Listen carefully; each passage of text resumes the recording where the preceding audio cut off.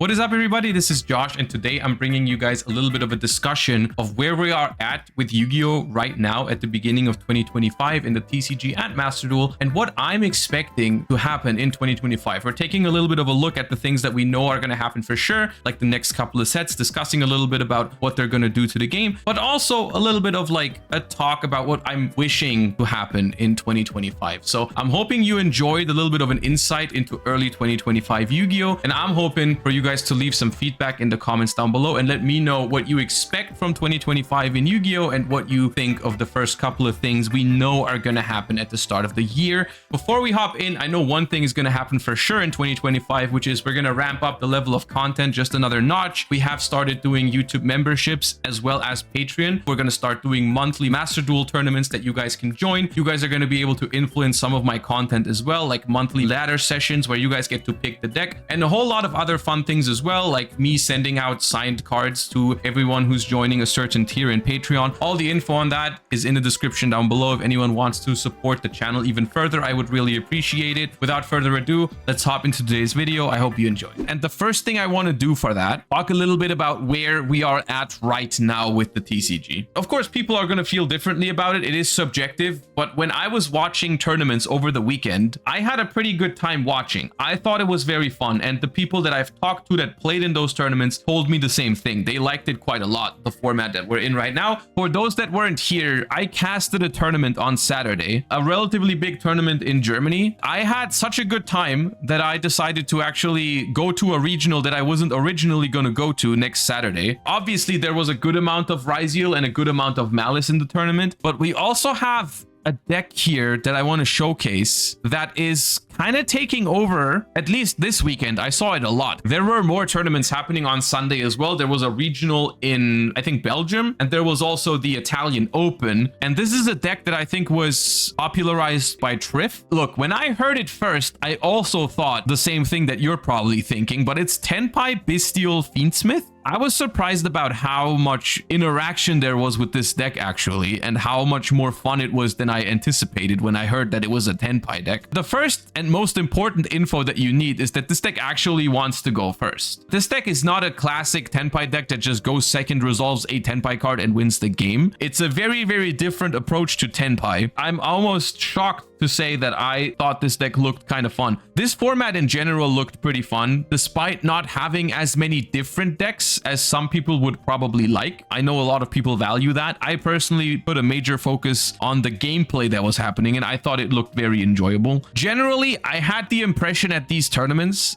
that the Fiendsmith engine was a pretty big deal. Of course, I mean, naturally, but like I was anticipating this format to be kind of like Ryzeal and Malice, and that's it. It turns out I feel like there's a large chunk of decks where the Fiendsmith engine just makes the difference, because also the most common version of Ryzeal is also Fiendsmith Ryzeal. That's like the, I think I would say the three decks that we're in right now. We've got Malice, we've got Ryzeal, and we've got Fiendsmith variations. I mean, Fiendsmith is probably even more represented than Malice at this point. For January, that's going to be our format. Whether you like it or not, I suppose. I personally think it's looking fun. Subjective, once again. And then we've got the first couple of things that we already know are going to happen is we've got the Supreme Darkness release even before YCS Birmingham. I'm not sure exactly how much this is going to shake up the format. We have this thing, which is basically the only real support for Ryzeal in this set, but it's still quite relevant. This is Eclipse Twins, 2 level 4 monsters. For this card's Xyz summon, you can treat rank 4 monsters you control as level 4s. You can detach a material from this card. This card can make up to 2 attacks on monsters during each battle phase this turn. If this card is sent to the graveyard, you can target 2 other rank 4 or lower Xyz in your grave, special summon one of them, and if you do, attach the other to it as material. You can only use this effect of Eclipse Twins once per turn. Now, this card looks, I think, deceptively balanced, but it's actually quite powerful for Ryzeal specifically. Correct me if I'm wrong. I don't actually think this card is actually Xyz summon summoned very often in Ryzeal. I think for the most part, you're going to send this one for X Ryzeal, and then you're going to attach it to the detonator, like what you do with Aggregator now. The Mitsurugi version does summon it. I'm sure there is some situations where you can summon it, especially because if you resolve Duo Drive, you have a rank 4 sitting there that you don't really have a great use for, so you might as well maybe like overlay. But for the most part, what you do with this card is you're going to send it from the extra deck with X Ryzeal, and then you're going to attach it to your detonator. And then when it's detached, you can basically revive a rank 4 from the graveyard by attaching another rank 4 from your graveyard to it. There's a couple of different things that you can do. I've seen people talk about some hand loop combos with Evil Swarm Ouroboros. Now, this is where I would like to have the input from some OCG duelists, if we have any. If you don't know, Evil Swarm Ouroboros, once per turn, detach a material from this card, and then you can either banish a card from the grave, discard a card from hand, or return a card from the field to the hand. It's kind of like Trishula, but not quite. And this is not hard once per turn. So the theoretical application for this is you make an Ouroboros. I guess you overlay the Ouroboros into an Eclipse Twin. You somehow get it into the graveyard so that you can revive the Ouroboros, attach another material to it, and then use its effect again because it's not hard once per turn. My question is, how often do people actually do that in the OCG right now? Like, is that something that people do a lot? Not after the ban list. No one is topping with that. Not played. Here's the thing. And once again, we are encountering one of these situations where in order to evaluate a card, you need to look at not only what it does in like the best case scenario, but also what it offers as like a more all-rounder option. So yes, of course, in a perfect world where your opponent does nothing, you can just do some weird Ouroboros loops with this Eclipse Twins card. I think the way more obvious and the way more powerful use of this card is I think it's a phenomenal protection from board breakers or any kind of interaction that your opponent might throw at you. For example, and here's a scenario where that's I think super realistic and where this card is a lot better than Aggregator. If you go first and you go Detonator with an Eclipse Twins attached to it, and you have a Duo Drive in your graveyard because you summoned it and then you send it for Node, for example, and your opponent starts playing into your Detonator, you use its effect to pop, and your opponent uses Talents to take, which is one of the most common board breakers in the current format. And you go Chain Detonator, Detach Twins, destroy itself. Their talents will try to take, but you don't have any more monsters. What happens after? You can use the Eclipse Twins in your graveyard to revive the Detonator by attaching the Duo Drive to it. So this card gives you protection from some of the more popular board breakers and makes your end board just a little bit stronger because it adds like a little bit of layer of protection to it. It's hard to understate how good that is without seeming obviously broken. Also, I don't think this is broken. I just think it improves a card in a situation that doesn't need any more improvement. Like Detonator Pass is already a really powerful and solid situation. But that being said, I think it's the only Ryzeal support in this set, so I don't think it is going to be too crazy. This thing is pretty cool for the Primite engine. If this card's normal summoned, you can set a Primite spell trap from your deck. This is being used at the moment in the OCG. There's a Blue Eyes Primite deck that is pretty synergistic and pretty cool actually. This card serves as a good normal summon as well as being one of the perfect fodders for the Blue Eyes Link 1 monster. Of course, Blue Eyes being a vanilla monster has synergy with the Primite cards and so on and so forth, but this is worth noting in Supreme Darkness. Other than that, honestly, Supreme Darkness is just bringing a bunch of solid cards without anything too broken, which in my opinion is not bad. There's cards in here that I'm very happy to join the game without completely breaking it. I don't know about you guys, but I actually like sets like this. I like sets that feel like a little bit of an add-on to an existing format rather than being completely revolutionizing, power creeping the game with every single set. Not every set needs to be like freaking Age of Overlord or Phantom Nightmare or these kind of sets. I'm happy just getting a couple of new tools like this Link 4 monster here, Abao Aku the Lightless Shadow, which is a phenomenal Link 4 monster. Hasn't found a home in the OCG yet in many decks, but like people know it's a good card, but it's not broken. It's just fun. We're getting the most balanced Mulcharmy Meowls. This is the Mulcharmy for summons from Grave or Banished. This card is good and you're gonna want to probably have it as an option for certain formats, but it's not as ubiquitously powerful as like Fuvalos or Perulia, where you can almost cite them into most or any matchup. But I think this card could be more powerful than Perulia in the right matchup. matchup. I mean, you're basically forcing Malice to Link 3 pass. Malice goes Link 3 pass and you still draw 2 cards. It's pretty good. It cooks Ritual Beast. I mean, any Mulcharmy cooks Ritual Beast.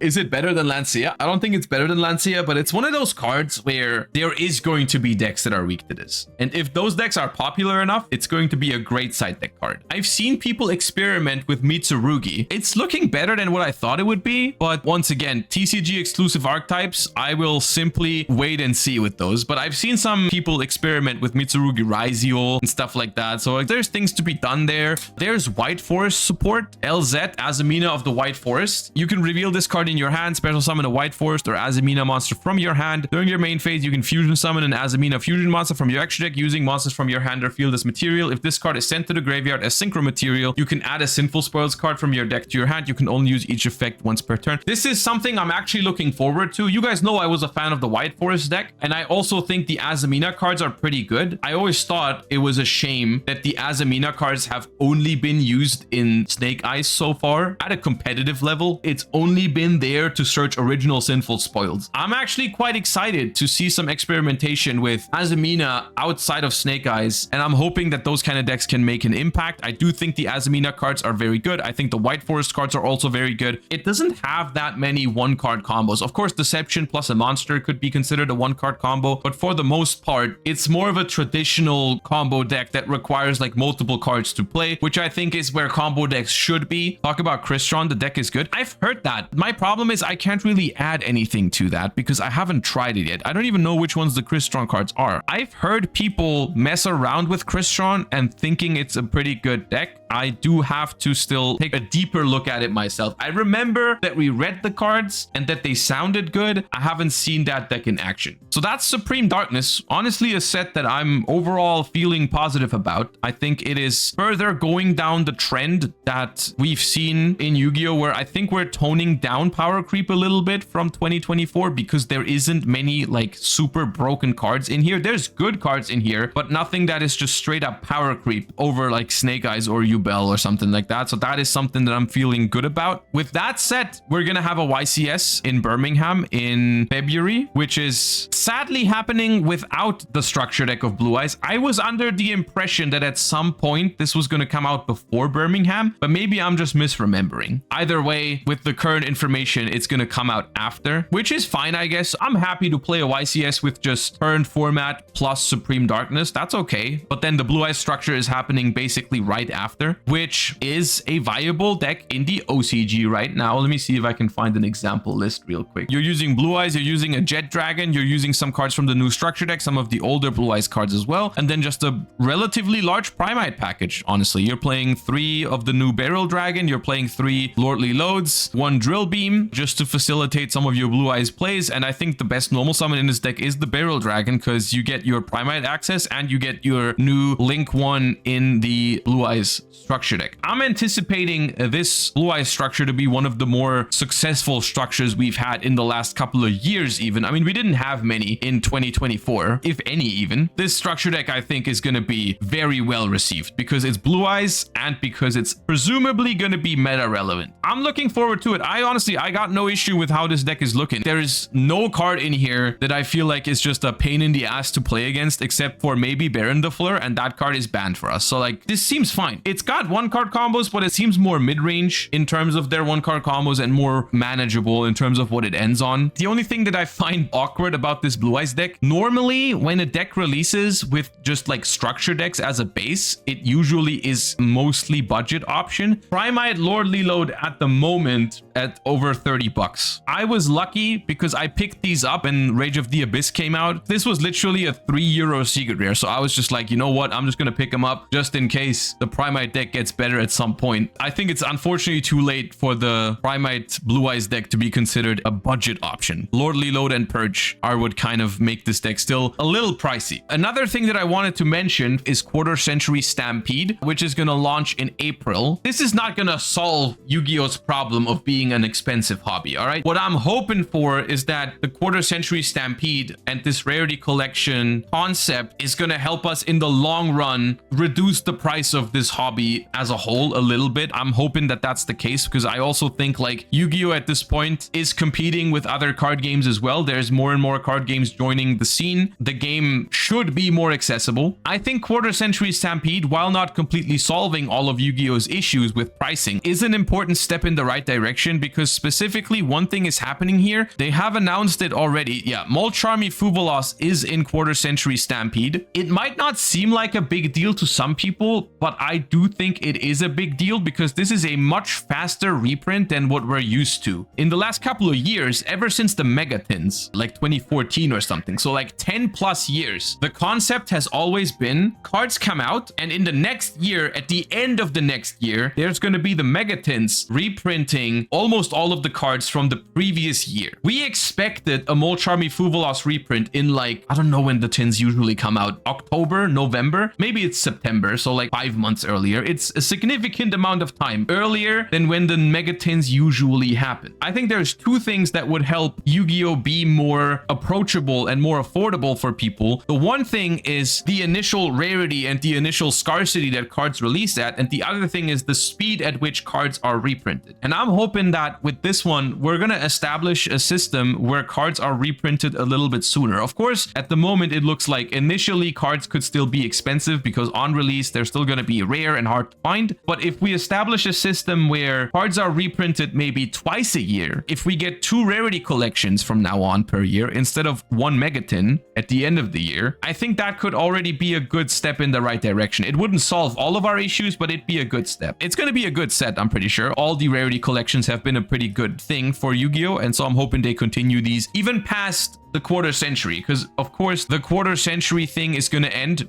finally in 2025. As they say it here, the last call for quarter century secret rares. We celebrated a long time. We must be very hungover at Konami headquarters, because we've been celebrating non-stop. And then we have a set that we don't have that much info on yet, Alliance Insight, which is going to release in May. And this is basically as far as we can look into the future in terms of the things we know are going to happen. This is the next core set. They have the new Dragon Ruler support that people are very excited about, including myself. The new Ancient Fairy archetype, which is also looking pretty cool. We've got the new Eldritch Dragon Maid support. We've got the new Cyber Dragon support. The new Life Twin support was pretty powerful. This is a little bit further down the line. So far, this set is looking to be a little bit stronger from the first couple of reveals, I would say, in terms of power creep. But still, I don't think there is anything in here that is, at the moment, looking as strong as something like Snake Eyes. The only other thing worth mentioning is the quarter century Trinity box, which is already out in the OCG, I'm pretty sure. We don't know when exactly we're gonna get these cards. And this is actually meta-relevant stuff, because from what I've heard, with the new Link 1 monster, Orcust is actually seeing play in the OCG right now. People are rating it quite highly. I saw a tier list, I sadly couldn't find it, where people put Orcust and Blue Eyes as top tier, which is pretty impressive. That is not something I had on my prediction list after what we went through in 2024. I did not expect Orcust and Blue Eyes being the decks that are considered the best in the OCG in 2025. It remains to be seen when we get this card specifically, as well as there's more Orcust support, there's Punk support that's also looking pretty strong, there's Dragon Maid support that didn't look half bad. So these cards in here are interesting, but I don't know exactly when we're going to get them. Probably at some point in 2025, we're going to get the Orcust support, the Dragon Maid support, and the Punk support that are relevant for sure. So that much for the things that we know are going to happen. And now a little bit more of a general note, what I'm hoping for in 2025. I know power creep is always a thing with Yu-Gi-Oh, and it's always happening. And of course, they're going to make new good cards. I'm just hoping that we're exploring some different directions than just like, oh, we're going to power creep this deck by A, either making it a broken 1-card combo, or B, giving it floodgates. I think that is something that happened way too much in 2024. I'm sure there's people out there that love their Snake Eyes or love that Yubel got irrelevant support. For the most part, I think it didn't really resonate with the community. Recent adjustments have been looking good. The Ryzeal deck, while being being a powerful deck, has been way more interactive. The Malice deck, while being a combo-based strategy, puts up way less oppressive boards than something like Yugioh. We've seen ban list hits in the direction of, hey, we're gonna hit some of these floodgates, we're gonna hit some of these decks that were so oppressive in 2024. The power creep needs to slow down a little bit. And from what I'm seeing so far for 2025, it is looking like that's the case. If you compare a format where Snake Eye and Yubel are the best decks with a format where Ryzeal and Malice are the best decks, or even like potentially in the future decks like Blue Eyes and Orcust, even in their new updated form, being the best decks, I'm feeling like that's going to be a pretty positive change. In terms of ban list decisions, I'm not sure exactly what to expect from TCG. I know some things we're talking about in Master Duel, and in OCG, I'm really excited to see if they're ever going to follow up on the maxi semi-limit, and if they're ever going to like consider following the TCG with hitting cards like Baron and Appaloosa, especially in a world where if they follow up on Maxi and limit or ban it, I'm sure they're going to realize you need to tone down some of these generic endboard pieces. And that would be an important step for all games, for all formats of Yu-Gi-Oh, because you need to realize how important the OCG is, even for us in the TCG or Master Duel. Of course, it's obvious for Master Duel because the Master Duel ban list often closely follows what's happening in the OCG. But even for the TCG, where you might think like, hey, we have a completely different ban list, we play a completely different format, so why does it matter what's on the OCG ban list? It matters because majority of the cards are being designed in Japan for the OCG. If they're playing a completely different format, the cards that they design will have a very different and hard to control impact on us in the TCG, right? Like if they make crazy combo archetypes with the argument like, hey, we have Max C, that archetype is going to hit the TCG like a truck.